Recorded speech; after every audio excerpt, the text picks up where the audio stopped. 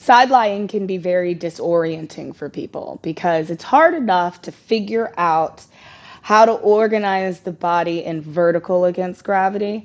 And for some, that is a huge challenge to take that orientation and tip it on its side. So in the beginning, there are modifications to the side lying position that you can use so that it better helps people figure out where they are in space so that they can get stronger faster, because you're not going to get stronger if you're just flailing around and you don't know where you are. Okay, so one of the first issues I see is trying to find the height of the collarbone when it is perpendicular to the floor.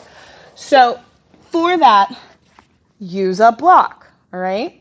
And then that way, as the top arm is pressing down, it can really accentuate how much lift up into the height of the collarbone there is, which is what engages all of the lat tissue that interacts with those upper obliques around the rib cage. Like you need them to be friends, okay?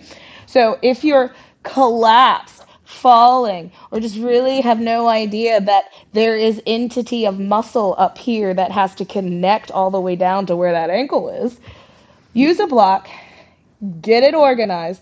It then also makes you realize how much action you can have of your bottom arm and your bottom side and the mat really pressing you up into space rather than giving in, right?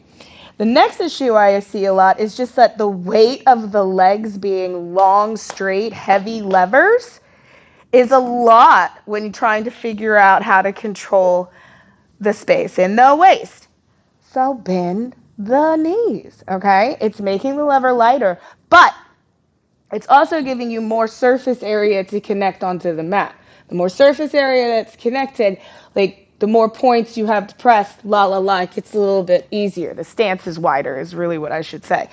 Leave the bottom leg bent, okay? Leave the bottom leg bent. Let that help them find on yourself the work of the outer hip on the bottom side that it again is pressing so we're not falling down in space and giving into gravity.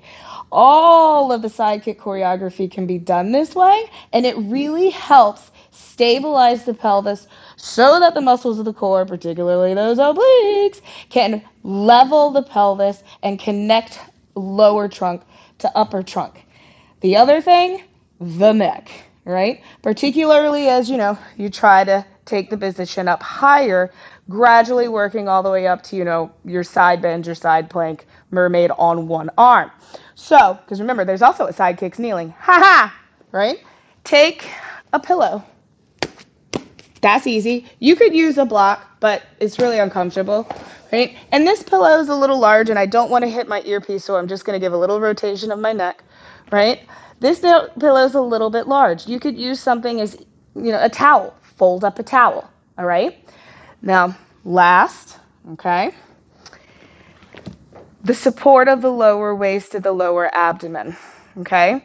Sometimes we really need some help figuring out how to lift and pull up out of the mat or press up out of the mat that we're finding from that bottom side. Again, take a pillow, take a towel, take anything, and just kind of wedge it up underneath that bottom side.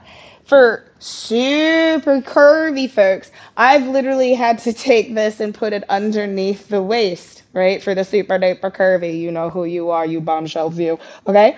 But you cannot hang down into the space of the waist, and you do not want the weight of your abdomen falling off of your spine. So if you need help pulling or pressing front body, therefore, up into back body while you're side lying, do it. Do what works. Change the position so you can then, yes, isolate the muscles in the hip to do the legs and do the thing, but get strong in your core.